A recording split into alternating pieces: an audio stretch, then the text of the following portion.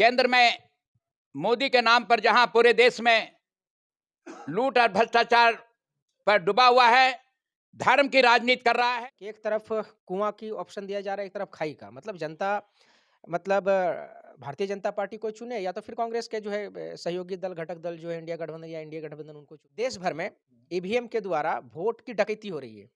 अभी हमारे आदरणीय लालचंद महतो जी भी बोले कि प्रदेश स्तर पर नहीं बल्कि पूरे देश भर में वोटों की डकैती किया जा रहा है भारतीय जनता पार्टी के द्वारा। झारखंड में चुनाव की तैयारी जोरों पर है।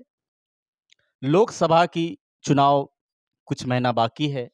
विधानसभा की चुनाव भी इसी 2024 में ही है। ऐसे वक्त में चाहे वो इंडिया का गठबंधन हो, चाहे वो इंडिया का एनडीए का गठबंधन हो, दोनों अपनी-अपनी तैयारी में लगी हुई है कि कैसे अपने सीट को हम अपने हाथ में लें।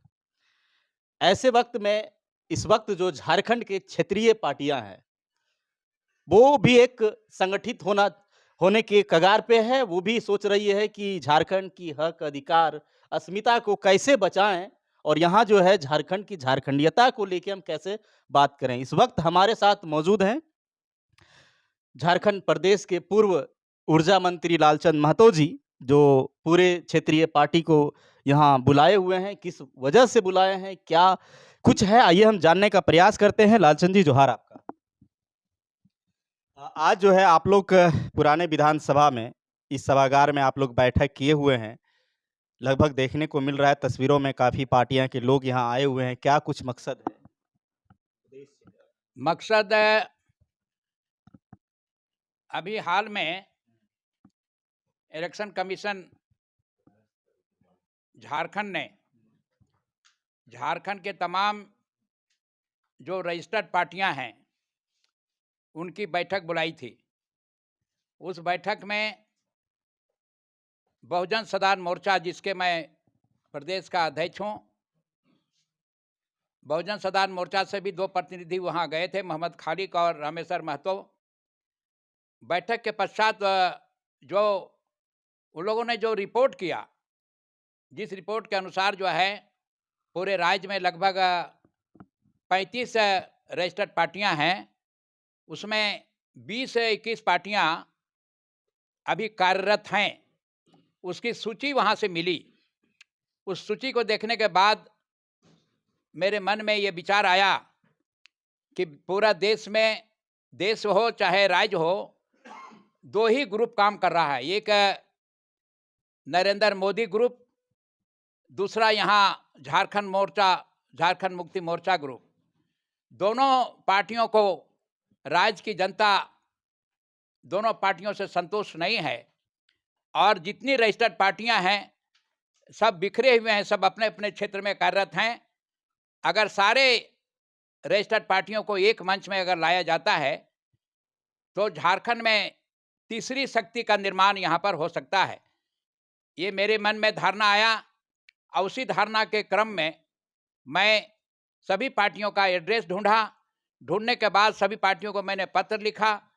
पत्र लिखने के पश्चात जो है आज मैं सबको धन्यवाद देना चाहता हूं कि आज विधानसभा के इस सभागृह में हम लोग लगभग 10 पार्टियों के लोग आज यहाँ प्रतिनिधि आज उपस्थित हुए।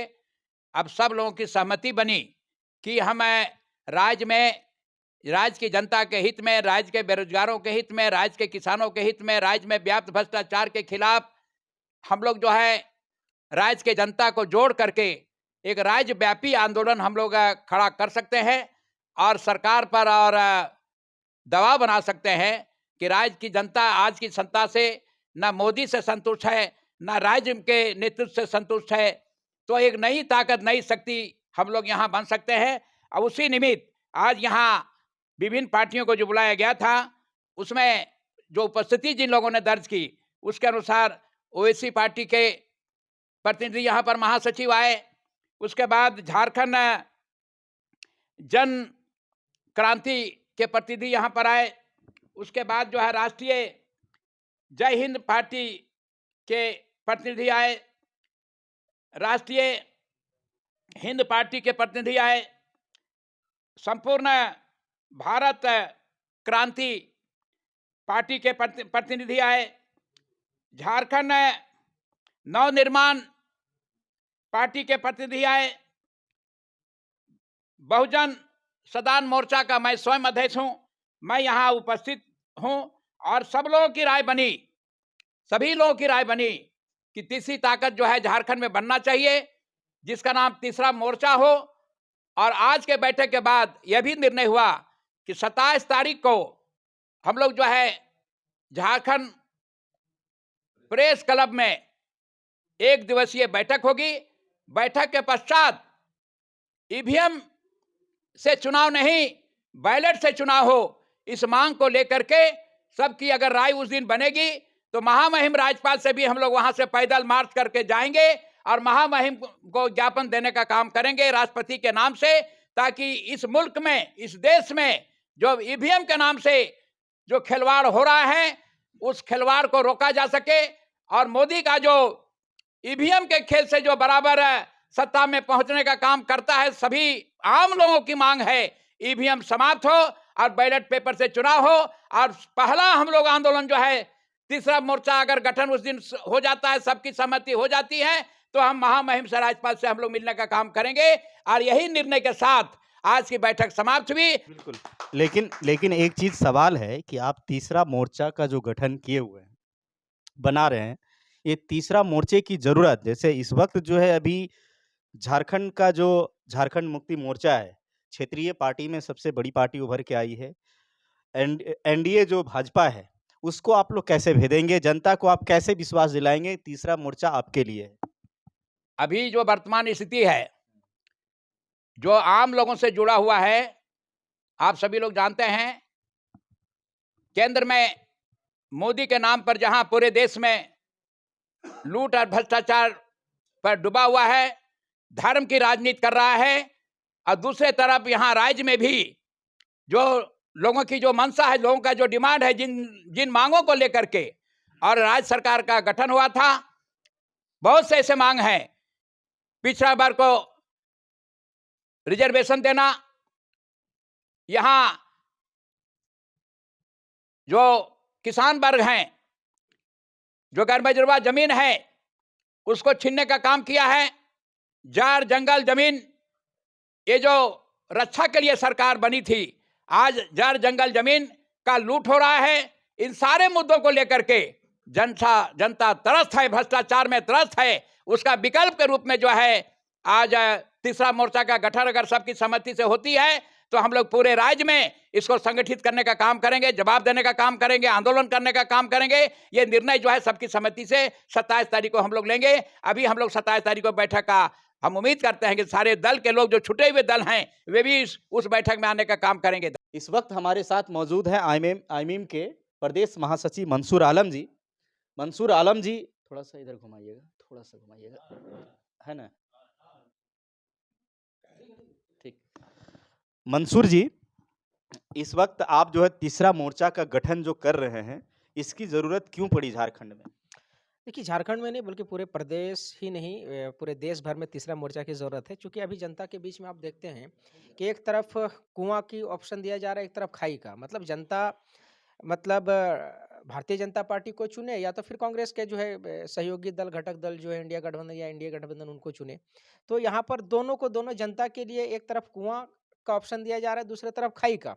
लेकिन तीसरा मोर्चा जो है जनता के लिए न कुआँ का हम लोग ऑप्शन देंगे न खाई का, बल्कि उनके लिए एक कारपेट और कालीन बिछाने का काम करेंगे, जिसमें जनता अपने आप को सहज महसूस कर सके। ये तो एक तरफ देखिए, अभी आप पूरे देश भर में ईवीएम के द्वारा वोट की डकैती हो रही है। अभी हमारे आदरणीय लालचंद महतो जी भी बोले कि प्रदेश स्तर पर नहीं बल्कि पूरे देश भर में वोटों की डकैती किया जा रहा है भारतीय जनता पार्टी के द्वारा। और इस डकैती के माध्यम से आज आतंक का माहौल है, भय, भूख, भ्रष्टाचार का माहौल है। निश्चित रूप से हम लोग तीसरा मोर्चा आज जनता के ईवीएम के खिलाफ है क्या? ईवीएम के बिल्कुल खिलाफ हैं हम लोग। और कई मुद्दे हैं। हम तो एक तरफ क्या है कि वोट का डकैत हमारा भारतीय जनता पार्टी है, दूसरी तरफ भ्रष्टाचारी के जनक जो है कांग्रेस पार्टी है। तो दोनों पार्टियों को नकारने का काम हम लोग अच्छा, करेंगे। दोनों को आप नकारिएगा, लेकिन यहाँ झारखंड मुक्ति मोर्चा जो उभर के सामने अपनी मजबूती के साथ खड़ी है वो? झारखंड मुक्ति मोर्चा आप देखिए, दिल्ली में शीला दीक्षित की सरकार थी, भाई अरविंद केजरीवाल जी आए, तीसरा मोर्चा, तीसरा विकल्प देने का काम किए, तो दिल्ली में देखिए अरविंद केजरीवाल तीसरा मोर्चा की सरकार है वहाँ पे। पंजाब में जो है आप देख लीजिए वहाँ पर भगवंत मान की सरकार है, वहाँ पर भी भारतीय जनता पार्टी और कांग्रेस पार्टी का एक छत्रराज रहा करता था। तो ये एक प्रयोगशाला है, झारखंड को लोग प्रयोगशाला बना करके रखा है। बहुमत की सरकार कुल मिलाकर के आप देख सकते हैं तो जनता कहीं न कहीं तीसरा आप पूरे भारत में देख लीजिएगा सबसे ज़्यादा अगर निर्दलीय विधायक या निर्दलीय मुख्यमंत्री रहे तो इतिहास हमारे झारखंड का है। तो झारखंड का हमारा ये इतिहास दर्ज है कि मधु कोड़ा जैसा एक निर्दलीय विधायक जो है मुख्यमंत्री बन सकता है, तो तीसरा विकल्प का यहाँ पे ऑप्शन है। और निश्चित रूप से हमारे गार्जियन हैं और एक सशक्त जो पूर्व ऊर्जा मंत्री रह चुके हैं, अनुभव और ऊर्जा दोनों इनके पास है, इनके नेतृत्व में एक तीसरा विकल्प का प्रयास कर रहे हैं। और अब हमारी पार्टी जो है ना इंडिया गठबंधन में है, ना एनडीए गठबंधन में है, तो हमारा शीर्ष नेतृत्व भी है। हमारे जो आदरणीय बैरिस्टर असदुद्दीन ओवैसी साहब हैं, ना इंडिया गठबंधन में शामिल हैं, ना हम लोग एनडीए गठबंधन में शामिल हैं, क्योंकि हम लोग को आज अछूत समझा गया है। तीसरा मोर्चा की जो विकल्प की बात करती है, उसको लोग बीजेपी का बी टीम और कांग्रेस का बी टीम की बात करती है। तो तीसरा मोर्चा क्या समझा जाए? जैसे अभी असदुद्दीन अवैसी की आप बात कर रहे थे, तो तीसरा मोर्चा के रूप में लोग ऐसे भी तो समझेंगे कि ओवैसी की पार्टी है फिर। नहीं, ओवैसी की पार्टी है। हम तो भाई हमारे साथ दलित की भाई की भी पार्टी रहेगी, हमारे साथ जो है आदिवासी भाई की पार्टी, झारखंड पार्टी। आज आप देख सकते हैं हमारा 10 से अधिक दल, जबकि इसका प्रचार-प्रसार व्यापक तौर से नहीं हो पाया। आप निश्चित रूप से आपका भी स्वागत है और झारखंड के जितने सामाजिक कार्यकर्ता हैं, सामाजिक संगठन के जुड़े हुए लोग हैं और राजनीतिक दल के जुड़े लोग हैं, जितना ये तीसरे मोर्चे दोनों दल से जो त्रस्त लोग हैं, निश्चित रूप से वो सारे लोग 27 तारीख को दिन शनिवार प्रेस क्लब करमटोली चौक में हम लोग प्रेस कॉन्फ्रेंस करने जा रहे हैं। उस दिन एक व्यापक तौर पे बड़ा बड़ा बैठक होगा। राज्य को एक नया दिशा और जो है दशा और दिशा देने का हम लोग प्रयास करेंगे और निश्चित रूप से ये हमारा यह जो है प्रयोग सफल रहेगा। 27 तारीख को। जी, बिल्कुल। झारखंड में तीसरा मोर्चा का गठन की शुरुआत हो चुकी है। जिस तरह से झारखंड सरकार एक तरफ ईडी की से घिरे हुए हैं, दूसरी तरफ देखिए बाबूलाल मरांडी और करमवीर सिंह। बाबूलाल मरांडी को तो अध्यक्ष का पद मिल गया है, लेकिन करमवीर सिंह उसके निगरानी में उसके पीछे-पीछे दौड़ते नजर आ रहे हैं। इससे ये स्पष्ट नहीं हो रहा है कि अध्यक्ष बाबूलाल मरांडी है या करमवीर सिंह है, जैसा कि मैंने आपको सुबह ही एक खबरों में बताया था। तो तीसरे मोर्चे की जरूरत पड़ी है। बहरहाल मैं इतना कह सकता हूं कि झारखंड की स्थिति जो है इस वक्त कुछ ठीक राजनीतिक नहीं समझ में आ रहा है। आगे क्या तीसरा मोर्चा करती है देखना दिलचस्प होगा। और इसी के साथ बने रहे आईना प्लस के साथ। जय हिंद, जोहार।